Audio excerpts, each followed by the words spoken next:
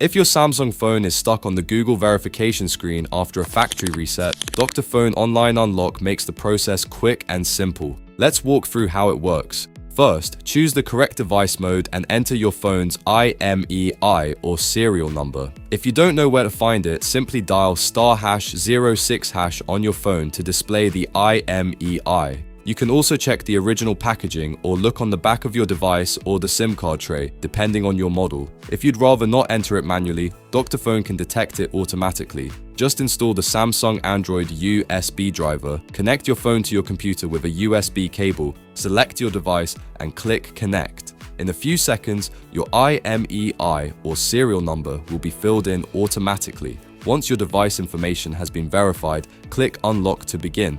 DrFone will securely process the FRP removal in the cloud, so there's nothing else you need to do during the process. When the unlock is complete, simply follow the on-screen instructions to activate your device. In just a few moments, you'll be able to access your phone again without the Google FRP lock. And that's all it takes. With DrFone Online Unlock, removing a Samsung FRP lock is fast, simple, and completely online.